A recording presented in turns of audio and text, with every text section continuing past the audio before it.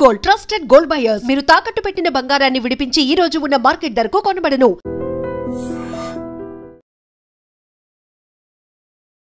Sir, Pakistan మనకి మధ్య జరిగిన సింధూర్ ఆపరేషన్ అంతా పక్కకు వచ్చిన తర్వాత ఇప్పుడు సౌదీతో వాళ్ళకు రక్షణ ఒప్పందం జరుగుతుంది. దానివల్ల జరిగే నష్టం మనకా వాళ్ళకా? సో సౌదీ పాకిస్తాన్ అగ్రిమెంట్ అనగానే మన వాళ్ళు చాలామంది టెలివిజన్ ఛానల్లో డిబేట్లు మొదలైనవి. పాకిస్తాన్ మీద బాంబు వేస్తే సౌదీ అరేబియా ఎక్కడ రారు. సౌదీ అరేబియా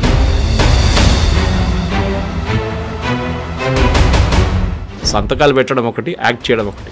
బలుచిస్తాలో జరుగుతున్న అంతర్గత విభేదాలకి భారత్లో ఉన్న రా ఏజెంట్లు చేస్తున్నారని పాకిస్తాన్ ఆరోపిస్తుంటారు. సార్, పాకిస్తాన్లో ఇప్పుడు మన స్పై ఒక ఆయన ఉన్నారు, రా ఏజెంట్ అని. పాకిస్తాన్ పట్టుకుని జైల్లో వేశారు. ఆయన ఎక్కడి నుంచి పట్టుకున్నారు సార్? ఇరాన్ నుంచి పట్టుకెళ్లారు, ఇరాన్ బార్డర్ నుంచి. ఆపరేషన్ సింధూర్ సక్సెస్ అయ్యాం, మళ్ళీ మన మీద పహల్గాన్ దాడి, ఆపరేషన్ సింధూర్. ఈ నేపథ్యంలో భారత్ పాక్ మ్యాచ్ అవసరం అన్నది చర్చ వచ్చింది. ఈ ఐసీసీ మ్యాచ్ అనేది దీనికి ఒక చాలా పెద్ద కాంట్రాక్ట్ ఉంది. భారతదేశం పుల్అవుట్ అయితే $16 మిలియన్ కట్టాల్సి వచ్చింది.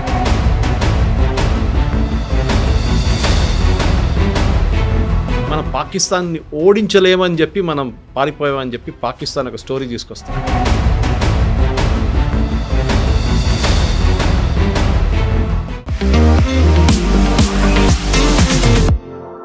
Welcome to iDream. Pakistan Saudi మధ్యన జరిగిన రక్షణ ఒప్పందం వల్ల భారతదేశానికి నష్టం జరుగుతుందా, లాభం జరుగుతుందా? వీరిద్దరి మధ్యన సయోజికి ఎవరు మధ్య ముందులోకి వచ్చారన్న విషయం అంతా మాట్లాడడానికి ప్రముఖ విశ్లేషకులు సురేష్ కొచ్చేటి గారు ఆయన క్లారిటీగా తెలుసుకుందాం. సార్ నమస్కారం. సార్, పాకిస్తాన్ మనకి మధ్యన జరిగిన సింధూర్ ఆపరేషన్ అంతా పక్కకు వచ్చిన తర్వాత ఇప్పుడు సౌదీతో వాళ్ళకు రక్షణ ఒప్పందం జరుగుతుంది. దానివల్ల జరిగే నష్టం మనకా వాళ్ళకా? ఒకవేళ జరిగిందా ఆల్రెడీ జరిగి ఉంటుంది, జరిగిన తర్వాత మనం దాన్ని ఏ విధంగా కౌంటర్ చేయొచ్చు? First of all sir, Pakistan Saudi Arabia agreement దీనికన్నా ముందు కూడా ఉండే. కొత్త అగ్రిమెంట్ కాదు ఇది. అవునా? చాలామంది కొత్తది అనుకుంటున్నారు. అది మినిస్ట్రీ ఆఫ్ ఎక్స్టర్నల్ అఫేర్స్ కూడా క్లారిఫై చేశారు. అది కాకుండా సౌదీ అరేబియాలో దీనికన్నా ముందు పనిచేసిన అంబాసిడర్లు 2-3 క్లారిఫై చేస్తారు. వాళ్ళ దగ్గర ఒప్పందం ఉంది. అంటే ఒప్పందం దేనికి వస్తుందంటే డిఫెన్స్ అగ్రిమెంట్ ఒకటి. అంటే ఈ అగ్రిమెంట్ ఏంటంటే మీరు చెప్తున్నారు ఒక నేటో లాగా ఫార్మాట్ లాగా వీళ్ళు ట్రై చేశారు సార్. ఇజ్రాయెల్ ఖతార్ మీద దాడి చేసిన తర్వాతనే వీళ్ళందరూ లేచి కూర్చున్నారు. వీళ్ళందరికీ ఒకటి భయం ఏంటంటే ఏ రోజు ఇజ్రాయెల్ మా మీద వచ్చి బాంబు పడేస్తారో అని చెప్పి. ఇప్పుడు ఖతార్ మీద ఎంత పెద్ద దాడి జరిగింది సార్. సరే, చనిపోయిన వాళ్ళు చాలా తక్కువ, కానీ దాడికి ఒక ఏం చెప్తారు, ఒక మెసేజ్ ఉండే సార్ దాంట్లో. టెర్రరిస్ట్కి మీరు ఎక్కడైనా దాచుకోండి, మిమ్మల్ని వచ్చి కొడతాం. సో ఎవరు చేశారు సార్? ఫస్ట్ అది మనం చేసాం. ఓకే. ఆపరేషన్ సింధూర్లో ఏం చేసాం? మనమే. నువ్వు ఎక్కడైనా దాచుకో, అవును, మిమ్మల్ని వచ్చి కొడతాం. ఇజ్రాయెల్ చేసింది ఏం సార్? అదే చేశారు. అంటే మనం చెప్పింది కూడా మన బోర్డర్లో నిలబడి మీ ప్లేస్లో కొడతామని చెప్పి వాళ్ళేమో లోపల వెళ్ళి కొట్టేసి బయటకు వచ్చేసారు. కానీ సౌదీ అరేబియా దగ్గర తీసుకుందాం సార్ సీన్. వాళ్ళ దగ్గర చాలా మోడర్న్ ఆర్మీ అని ఒకటి ఉంది. అంటే కొట్లాడడానికి కాదు, వాళ్ళ దగ్గర ఆయుధాలు ఉన్నాయి. అది ఎందుకు కొనుక్కుంటారంటే యూఎస్ని హ్యాపీగా పెట్టుకోవాలి. చాలా ప్లేన్స్ తీసుకుంటారు, డబ్బులు విపరీతంగా ఉంటారు. ప్లేన్లు తీసుకుంటారు, ఆయుధాలు కొనుక్కుంటారు. ఎక్కడ వాడుకుంటారు సార్ వీళ్ళు? హూతీల మీద వాడుకున్నారు. దీనికన్నా ముందు హూతీలు దాడి చేసినప్పుడు సౌదీ అరేబియా రిటర్న్ దాడి చేశారు. ఈ ఒప్పందం చేసి 2 రోజుల ముందు, నాకు ఆ వీడియో వెరాసిటీ ఎగ్జాక్ట్లీ తెలియదు సార్, కానీ పాకిస్తాన్ నుంచి 2000 మంది సోల్జర్స్ ఎయిర్పోర్ట్లో దిగుతున్న వీడియో ఒకటి బయటకు వచ్చింది సౌదీ అరేబియాలో, రియాద్లో. అది కొత్త వీడియోనా పాత వీడియో తెలియదు, కానీ న్యూస్ ఏముండే అంటే పాకిస్తాన్ వాళ్ళ సోల్జర్స్ని సౌదీ అరేబియాకి పంపిస్తున్నారు హూతీలతో కొట్లాడడానికి, పోరాటం చేయడానికి. అది ఎప్పుడో పోరాటం కదా, దానికి మళ్ళీ ఇప్పుడు మద్దతు ఇస్తున్నారు. అది సో ఈ లాస్ట్ 2 సంవత్సరాలు 3 సంవత్సరాలు హూతీలు సౌదీ అరేబియా మీద దాడి చేయలేదు. అవును, కానీ వాళ్ళిద్దరి మధ్య విభేదాలు ఎప్పటి నుంచి ఉన్నాయి? అది న్యాచురల్. ఎందుకంటే సనా అక్కడున్న యమనీస్ గవర్నమెంట్, లీగల్ గవర్నమెంట్ ఒకటి, ఇల్లీగల్ గవర్నమెంట్ ఒకటి, రెండునే. అక్కడ క్యాపిటల్ సనా ఒక చేతిలో ఉంది, ఇంకా మిగతా ఏరియాలు ఇంకో చేతిలో. వీళ్ళేమో మెయిన్లీ ఇప్పుడు షిప్పింగ్ మీద దాడి చేస్తున్నారు. అక్కడి నుంచి వెళ్ళే షిప్స్ మీద దాడి చేస్తున్నారు. Israel affiliated, US affiliated ships మీద దాడి చేస్తున్నారు. పాకిస్తాన్కి భయం ఏంటంటే ఇదే దాడి, ఏది ఇజ్రాయెల్ చేసిన దాడి మా మీద కూడా ఒకరోజు జరగవచ్చు. ఇప్పుడు మొన్న స్టేట్మెంట్ ఇష్యూ చేసిన చూసారు మీరు, షబాజ్ షరీఫ్ ఏం చెప్పారు? మా దగ్గర ఉన్న న్యూక్లియర్ అసెట్స్ కూడా కావాలంటే సౌదీ అరేబియాకి ఇచ్చేద్దాం. అవును, ఇది చాక్లెట్ పంచిపెట్టడం కాదు సార్. న్యూక్లియర్ అసెట్స్ అనేది ఫస్ట్ ఆఫ్ ఆల్ అసెంబుల్ స్టేట్లో ఎప్పుడు ఉండవు.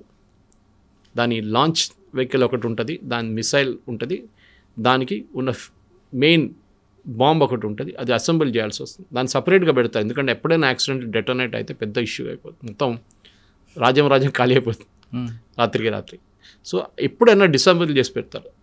పాకిస్తాన్ ఇప్పుడు చేస్తున్న ఇంగ్లీష్లో అంటారు పాస్చరింగ్ అంటారు, అంటే మా దగ్గర చూడు బాంబు ఉంది మేము కొడతాం మిమ్మల్ని అని. మోదీ గారు దీన్ని న్యూక్లియర్ బ్లఫ్ అన్నారు ఒకసారి ఆపరేషన్ సింధూర్ టైంలో. నా దగ్గర ఉంది అని చెప్తే వెళ్ళి కొట్టాము. దాని తర్వాత ఏం చెప్పట్లేదు ఇప్పుడు, నా దగ్గర ఉంది అని ఇప్పుడు మాట్లాడలేదు. కైరానా హిల్స్లో ఏం జరిగింది ఎవరికి తెలియదు. కానీ ఒప్పందం ఎందుకు? సౌదీ అరేబియా ఇంత ఫాస్ట్గా వెళ్ళేందుకు ఒప్పందం చేస్తున్నారు పాకిస్తాన్తో. సో 2 రోజుల తర్వాత న్యూస్ వచ్చింది, పాకిస్తాన్లో ఉన్న రేర్ ఎర్త్ మినరల్స్ మన అందరికీ తెలుసు, కోబాల్ట్ కానీ జింక్ కానీ టంగ్స్టన్ కానీ పెలడియం కానీ పాకిస్తాన్లో ఖైబూర్ పఖ్తూన్వా ఏరియాలో ఉంది చాలా మటుకు. బలూచిస్తాన్ ప్రావిన్స్లో కూడా ఉంది. ఇప్పుడు చూడండి, నిన్న ఖైబూర్ పఖ్తూన్వా మీద దాడి చేశారు పాకిస్తాన్ ఎయిర్ ఫోర్స్, 32 మంది చనిపోయారు. ఎందుకు చేశారు సార్? ఇవాళ దాకా బలూచిస్తాన్ మీద దాడి చేశారు కానీ ఖైబూర్ పఖ్తూన్వా మీద ఎప్పుడు దాడి చేయలేదు. చేశారు, చిన్న ఆపరేషన్స్ ఉండే కానీ మేజర్ ఆపరేషన్ ఎప్పుడు జరగట్లేదు. పాకిస్తాన్ ఆర్మీ ఏమంటున్నారంటే మేము బాంబ్ చేయలేదు, అక్కడ తాలిబాన్ తీసుకొచ్చిన మిసైల్ పేలిపోయిందంట. తాలిబాన్ ఎక్కడి నుంచి వస్తారు సార్? ఆఫ్ఘనిస్తాన్ నుంచి, కాబోల్. అంటే ఇప్పుడు పాకిస్తాన్కి 2 ఫ్రంట్ వార్ వచ్చేసింది. ఇప్పుడు ఒకటి వైపు భారతదేశం, ఇంకోటి వైపు ఆఫ్ఘనిస్తాన్ నుంచి తాలిబాన్ కొట్టడం. దానికి తెహ్రీకే తాలిబాన్ వాళ్ళు ఆల్రెడీ ఉన్నారు అక్కడ, వాళ్ళు కొడుతున్నారు రెగ్యులర్గా. సార్ వాళ్ళతో పాటు బలుస్తాన్ కూడా ఎప్పుడు పక్కల బల్లిలో ఉంది కదా వాళ్ళది. దానికో చూడండి సార్, యుఎస్ శాంక్షన్స్ లిస్ట్ ఇన్ని రోజులు పెట్టకుండా ఇప్పుడు పెట్టారు. బలూచిస్ని శాంక్షన్స్ లిస్ట్లో పెట్టారు, టెర్రర్ ఆర్గనైజేషన్ అని చెప్పి. 3 రోజుల ముందు యూరోపియన్ యూనియన్ చేసి, ఇన్ని రోజులు చేయలేదు సార్. ఎప్పటి నుంచో బలూచిస్తాన్ మూవ్మెంట్ నడుస్తుంది అక్కడ. ఎప్పటి నుంచో అక్కడ జాఫర్ ఎక్స్ప్రెస్ మీద బాంబు దాడి చేసి చాలామంది పాకిస్తాన్ సోల్జర్స్ చంపారు. అప్పుడు ఏం లేని ప్రశ్నకి ఇప్పుడు ఎట్లా వచ్చింది? సో సౌదీ అరేబియా డీల్ మనం భయపడక్కర్లేదు. It's more of optics. ఎందుకంటే సౌదీ అరేబియా రెగ్యులర్ ఆర్మీ లేదు, వాళ్ళ దగ్గర ఉన్నంత హైర్డ్ ఆర్మీ చాలా మటుకు. అంటే వాళ్ళు ప్రొఫెషనల్గా ఇప్పుడు యూరోపియన్లో మనం ఒక యూకే ఆర్మీ తీసుకుందాం, లేకుంటే మనం ఈవెన్ రష్యన్ ఆర్మీ తీసుకుందాం, ఎంతైనా కానీ ఇంత ధ్వంసం జరిగినా కానీ భారతదేశ ఆర్మీ తీసుకుందాం, మనం ట్రైన్డ్ ఆర్మీ మనది. Even Pakistan for that matter. Saudi Arabia దగ్గర అది లేదు సార్. సౌదీ అరేబియా క్యాల్కులేషన్ అంటే రేపు ఇజ్రాయెల్ మా మీద దాడి చేస్తే మమ్మల్ని ఎవరు రక్షిస్తారు? షుడ్ బి సంబడి కదా. వాళ్ళ దగ్గర కూడా జెట్స్ ఉన్నాయి, ఫ్లై చేస్తారు, అది చేస్తారు, అని చేస్తారు. కానీ ఇది చిన్నపిల్లల ఆట కాదు, ఇది ఏదో సైకిల్ మీద నడిపించుకుంటూ పోయి బాంబులు వేయడం కాదు కదా. ఇది ట్రైన్డ్ కావాలి. సో ట్రైన్ పాకిస్తాన్ దగ్గర. ఇప్పుడు కూడా మీరు చూడండి, ఈ సౌదీ అరేబియా లాంటి కంట్రీస్లో ఎక్కడున్న పోలీస్ ఫోర్స్ కానీ ఆర్మ్ ఫోర్సెస్ మిగతా దేశాల నుంచి వస్తారు. కాంట్రాక్ట్ మీద తీసుకుంటారు. 2 సంవత్సరాలు 3 సంవత్సరాలు 5 సంవత్సరాలు కాంట్రాక్ట్ మీద తీసుకుంటారు. యూజువలీ గవర్నమెంట్ ఉంటుంది అగ్రిమెంట్స్. అది పాకిస్తాన్ గవర్నమెంట్తో ఒప్పందం చేస్తారు, వాళ్ళు పంపిస్తారు, కొత్తగా మళ్ళీ ఇంకో ట్రూపర్స్ని ఇంకో నెక్స్ట్ వస్తారు అన్నమాట. ఈ అగ్రిమెంట్తో భారతదేశానికి ఏ థ్రెట్ లేదు. ఎందుకంటే మన మీద ఎవరు దాడి చేస్తారు? సౌదీ అరేబియా చేస్తారా? ఎంత దూరం రావాలి దానికి? వాళ్ళు అక్కడి నుంచి ఫ్లై చేసుకుని ఇక్కడ దాకా 4 గంటలు 5 గంటల సేపు పడుతుంది వాళ్ళకి. వాళ్ళు రాలేరు, వాళ్ళకి అంత కేపబిలిటీ లేదు. ఇజ్రాయెల్ కాదు వాళ్ళు. పాకిస్తాన్ చేస్తారా? పాకిస్తాన్ ఏమంటుంది, మా మీద ఎవరైనా దాడి చేస్తే సౌదీ అరేబియా మా హెల్ప్కి వస్తుందని. అదే వాళ్ళ మీద చేస్తే మా మీద చేసినట్లుగానే ఒక స్టేట్మెంట్ కూడా ఇప్పించారు. సో ఖతార్తో ఎందుకు చేసుకోలేదండి ఇది ఒప్పందం? బహ్రెయిన్తో ఎందుకు చేసుకోలేదండి ఒప్పందం? ఇది ఆ రోజు ఖతార్లో దోహాలో మీటింగ్ జరిగింది. మీరు అందరు వచ్చారు, foreign ministers of all Arab countries వచ్చిన తర్వాత అక్కడ డిసిషన్ ఏం తీసుకున్నారంటే నేటో లాగా ఒక అగ్రిమెంట్ చేద్దాం మనం చెప్పారు. దాన్ని యూఎస్ అప్పుడే కొట్టుపడేస్తుంది, మీరు ఏ అగ్రిమెంట్ చేయకూడదని చెప్పి. అంటే ఇజ్రాయెల్ ఏం చెప్పారంటే వీళ్ళు ఎక్కడెళ్ళి కూర్చున్నా కానీ వాళ్ళు ఖతార్లో ఉన్నారు, రేపు వెళ్ళి సౌదీ అరేబియాలో కూర్చుంటే మేము అక్కడ కూడా వచ్చి కొడతాం. దేనికన్నా ముందు మేము ఇరాన్లో కొట్టాం, మేము ఇప్పుడు ఖతార్లో కొట్టాం, రేపు సౌదీ అరేబియా అక్కడ కూడా వెళ్ళి కొడతాం. వీళ్ళకి దాచుకోవడానికి ప్లేస్ ఉండదు హమాస్కి. సో సౌదీ పాకిస్తాన్ అగ్రిమెంట్ అనగానే మన వాళ్ళు చాలామంది టెలివిజన్ ఛానల్లో డిబేట్లు మొదలైనవి. పాకిస్తాన్ రేపు మనం పాకిస్తాన్ మీద బాంబు వేస్తే సౌదీ అరేబియా ఎక్కడ రారు. సౌదీ అరేబియా వాళ్ళు పని చూసుకుంటారు, వాళ్ళకి దీంతో ఏ సంబంధం లేదు. సంతకాలు పెట్టడం ఒకటి, యాక్ట్ చేయడం ఒకటి. ఇప్పుడు యుక్రెయిన్ వార్లో కూడా చూడండి సార్, ఏం పెద్ద స్టేట్మెంట్ ఇచ్చారు యూరోపియన్ యూనియన్ కంట్రీస్. రష్యా దాడి చేస్తే మేము యుక్రెయిన్ మీద మేము పట్టించుకోం, మేము కూడా మా మంచి బూట్స్ ఆన్ ద గ్రౌండ్ అంటే మా సోల్జర్స్ని పంపిస్తా అన్నారు. ఒక్క కంట్రీ చెప్పండి సార్ సోల్జర్స్ని పంపించింది? లేదు. మేము జెట్స్ తీసుకెళ్ళి మేమే మా జెట్స్తో బాంబ్ చేపిస్తామన్నారు. అది ఎప్పుడు చేయదు. కొన్ని పాత ప్లేన్లు ఇచ్చింది అంతే వాళ్ళకి ఆడుకోవడానికి. తో చెప్పడం ఒకటి, చేయడం ఒకటి. చేసేటోడు ఎప్పుడు చెప్పడు, చేసి చూపిస్తాడు. ఇజ్రాయెల్ పాలసీ ముందే మేము ఖతార్ మీద బాంబ్ చేయబోతున్నది ఎప్పుడు చెప్పలేదు. వెళ్ళి కొట్టేశారు, ఖతం చేసి వచ్చేసారు. And they admitted, accept the responsibility also. మేమే చేస్తామని చెప్పి వాళ్ళకి భయం లేదా దాంట్లో. మనమైనా కొంచెంసేపు ఆలోచిస్తాం అది చెప్పాలన్నా వద్దా అని చెప్పేసి. సో సౌదీ అరేబియాకి ఉన్న లిమిటెడ్ కెపాసిటీ, చాలా లిమిటెడ్ కెపాసిటీ. ఆయుధాలు ఉన్నాయి నేను చెప్పినట్లు దీనికన్నా ముందు, కానీ ఆయుధాలు ఆపరేట్ చేసిన మనుషులు కావాలి, టెక్నికల్ పవర్ కావాలి. అది పాకిస్తాన్ దగ్గర నుంచి బారో చేసుకుంటారు. ఓకే, పాకిస్తాన్ వాళ్ళు ఒక టెస్టింగ్ గ్రౌండ్గా వాడుకుంటారు. రేపు హూతీలతో కొట్లాడుకుంటే హూతీలు ఆల్రెడీ వార్నింగ్ ఇచ్చారు మొన్న, మా దగ్గర వస్తే మేము వచ్చిన పాకిస్తాన్ సోల్జర్ అందరినీ కాఫిన్లో పెట్టి షావన్లో పెట్టి మేము పంపిస్తాం రిటర్న్ అని చెప్పేసి. So Pakistan will not dare do it. వాళ్ళు హూతీలతో ఏం కొట్లాడబెట్టుకోరు, ఎందుకంటే ముస్లిం అటాకింగ్ ముస్లిం అయిపోతున్నారు. అవును, అది పెద్ద సరే, అది షియా సున్నీ ఇష్యూ ఇంకోటి ఉంది, కానీ ఇది మెయిన్లీ ఒక ముస్లిం నేషన్ ఇంకో ముస్లిం. దానికోసం నిన్న కూడా ఫస్ట్ టైం పాకిస్తాన్ ఖైబూర్ పఖ్తూన్ఖ్వా మీద చేసిన బాంబింగ్ని ఇంటర్నేషనల్ లెవెల్ ఏం చూసారంటే, ఒక కంట్రీ వాళ్ళ సిటిజన్స్ మీద బాంబ్ చేశారు. మీరు ఎక్కడ విన్నారు ఇది? బహుశా ఇప్పుడు చెప్తే ఇందిరాగాంధీ గారు చేశారు కదా, మణిపూర్ మీద బాంబింగ్ చేశారంటే, అది ఆ టైంలో ఒక అవుట్ఫిట్ ఉండే, ఒక ఏం చెప్తారు గెరిల్లా అవుట్ఫిట్ ఉండే, వాళ్ళని అరికట్టడానికి చేసిన పని. అది రైట్ ఆర్ రాంగ్? ఇప్పుడు బీజేపీ వాళ్ళు కూడా అదే తీసుకుంటున్నారు కాంగ్రెస్ వాళ్ళ మీద, మీ ఇందిరాగాంధీ బాంబ్ చేసింది అప్పుడు మీరు ఎక్కడ ఉన్నారని చెప్పి. కానీ that is a different context. కానీ ఇప్పుడు ఏ దేశం సార్ చెప్పండి మీరు? యూఎస్లో ఉన్న ఎవరు దాని మీద బాంబింగ్ చేస్తారు ఇవాళ దాకా? చేయరు. ఏ దేశం చేయరు. సరే, టర్కీ, కుర్దిస్తాన్ ఆ ఇష్యూ, అలా ఇరాక్లో కూడా ఆ ప్రాబ్లం ఉండే, కుర్దు ప్రాబ్లం, ఇప్పుడు ఆ ప్రాబ్లం సార్ట్అవుట్ అయిపోయింది. ఎప్పుడు చేయరు సార్. సో ఫస్ట్ టైం మనం చూస్తున్నాం ఒక నేషన్ లైక్ పాకిస్తాన్ ఇన్ని సంవత్సరాల నుంచి అక్కడ మన ఇండిపెండెన్స్ అయ్యే టైం నుంచి నడుస్తుంది. 75 సంవత్సరాలు చేయని పని ఇప్పుడు చేశారు వాళ్ళు, బాంబింగ్. దీంతో అక్కడున్న మొత్తం ఈక్వేషన్స్ మారిపోయింది సార్. ఖైబూర్ పఖ్తూన్ఖ్వా అనేది ఒక రెబెల్ కంట్రీ లాగా, ఒక మినీ ఆఫ్ఘనిస్తాన్ అనుకోండి. అక్కడ లా నడవదు, పోలీసులు నడవరు, ఆర్మీ పని అసలు పని లేదు. They are law and to themselves అంతే. మీరు తాలిబాన్ ఆఫ్ఘనిస్తాన్లో వెళ్ళి మేము లా, కోర్టు, జడ్జ్ అంటే వాళ్ళు తుపాకీ తీసుకుని కాల్ చంపేస్తారు, కథ అయిపోయింది, ఇంకేం మాట్లాడతావు. ఇది కూడా అంతే, it's a very rebel territory అనమాట. చాలా మటుకు మన ఆఫ్ఘనిస్తాన్ లాగా ఉంటుంది చూడడానికి, మనం ఒక స్ట్రక్చర్ లాగా, మొత్తం డస్టీ ఏరియా, అసలు కన్స్ట్రక్షన్స్ ఏం లేవు ఎక్కువ. అక్కడ రియల్ ఎస్టేట్ అనేది ఒక బేసిక్ హౌసింగ్ ఉంటుంది అంతే. మీరు బలూచిస్తాన్లో చూస్తున్నారు చూడండి, అంత డెవలప్మెంట్ కూడా ఖైబూర్ పఖ్తూన్ఖ్వాలో లేదు. సరే, మీరు బలూచిస్తాన్ గురించి మాట్లాడారు.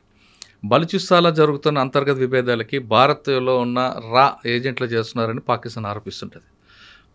సాధారణంగా మన దగ్గర ఉన్న బాంబింగ్కి దానికి పాకిస్తాన్ ఐఎస్ఐ యాక్టివిటీస్ వాళ్ళు వస్తుంటారు, చేస్తుంటారు అనేది మనం ప్రూవ్ చేసాం. రా అన్న వాళ్ళు అంత స్థాయికి దిగుతారా సార్? పాకిస్తాన్లో ఇప్పుడు ఒక మన స్పై ఒక ఆయన ఉన్నారు, రా ఏజెంట్, ఆయన పేరు మర్చిపోయాను నేను, సింగ్ అనుకుంటే, ఏదో ఒక ఇండియన్ నేవీలో పనిచేసిన ఓకే, ఒక ఆయన్ని పాకిస్తాన్ పట్టుకుని జైల్లో వేశారు. అవును. ఆయన ఎక్కడి నుంచి పట్టుకున్నారు సార్? ఇరాన్ నుంచి పట్టుకెళ్ళారు, ఇరాన్ బార్డర్ నుంచి. దాని తర్వాత మీకు గుర్తుంటుంది సార్, 6 నెలల ముందు 8 నెలల ముందు ఇరాన్ అండ్ పాకిస్తాన్ ఒక బాంబింగ్ క్యాంపెయిన్ చేశారు, వీళ్ళు వాళ్ళ మీద, వాళ్ళ వీళ్ళ మీద. ఎందుకు చేశారు? పాకిస్తాన్ ఏం అలర్ట్ చేస్తున్నారు అంటే, బలూచిస్ని ఇరాన్ ఆయుధాలు ఇచ్చి హెల్ప్ చేస్తున్నారు మా మీద దాడి చేయడానికి. మనం చేసామా సార్? కాదు.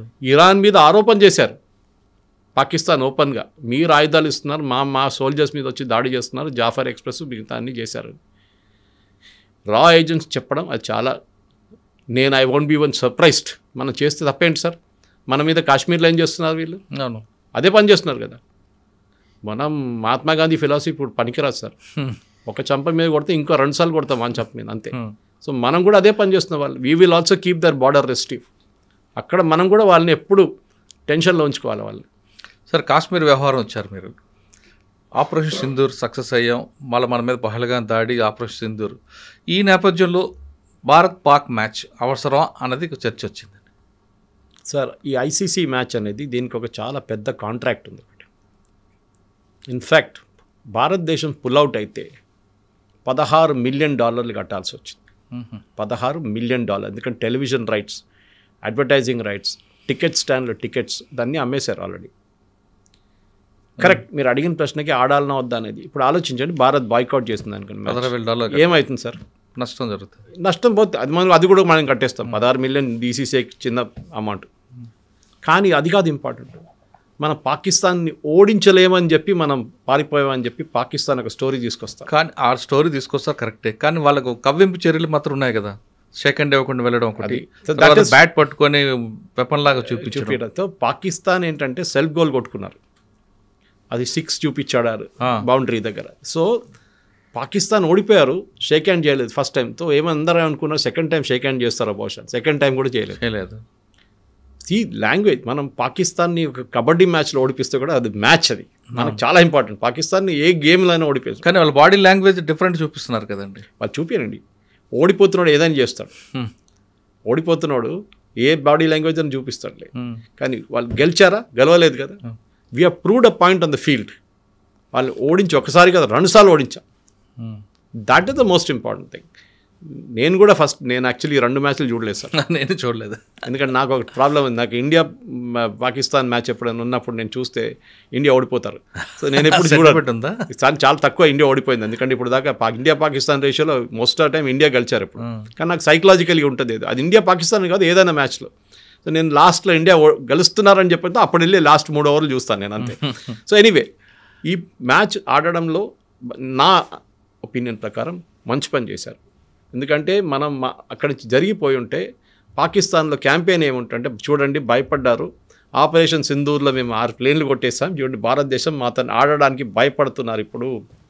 కానీ మనం గెలిచి చూపించాం వాళ్ళకి. పాకిస్తాన్ కూడా బాయ్కాట్ చేస్తా అన్నారు కదా సార్, షేక్ హ్యాండ్ చేయకపోతే ఫస్ట్ మ్యాచ్ తర్వాత థర్డ్ ఎంపైర్ని తీసేమని చెప్పారు కదా మ్యాచ్ రెఫరీని. చేశారా? లేదు. మర్యాదగా వచ్చారు, కొంచెం మ్యాచ్ డిలే చేశారు, 27తో డిలే చేశారు, రిటర్న్ వచ్చారు కదా మళ్ళీ లైన్కి వచ్చేసారు. సో ఐ థింక్ ఒక డిప్లొమాటిక్ లెవెల్ చూస్తే ఇంకోటి, స్పోర్టింగ్ లెవెల్ చూస్తే ఇంకోటి, కమర్షియల్ డీల్లో చూస్తే ఇంకోటి. సరే మనం ఇప్పుడు దుబాయ్లో ఆడుతున్నాం, ఎందుకు దుబాయ్లో ఆడుతున్నాం? ఢిల్లీలో ఆడొచ్చు కదా సార్. ఇదే మ్యాచ్ ఢిల్లీలో జరిగితే పాకిస్తాన్ వస్తారా సార్? దుబాయ్లో ఎందుకు ఆడే ముందు మనం షార్జాలో ఆడుతున్నాం, మీకు గుర్తుంది, ఇప్పుడు కాదు దీనికన్నా ముందు. కామన్ గ్రౌండ్, షార్జా కప్ కూడా ఉంది కదా. షార్జా కామన్. ఎందుకు షార్జాకి వెళ్ళాం మనం?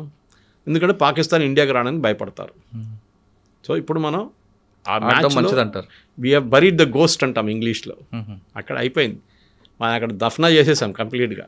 ఇప్పుడు వాళ్ళే కొట్టుకుంటున్నారు. ఇప్పుడు వాళ్ళ కామెంటేటర్ వసీం అక్రమ్ కానీ మిగతా వాళ్ళు తిట్టుకుంటున్నారు పాకిస్తాన్ టీం. ఏంట్రా ఇది, ఒకసారి ఓడిపోయారు 2 సార్లు ఓడిపోయి ఎందుకుంటున్నారు మీరు అని చెప్పేసి.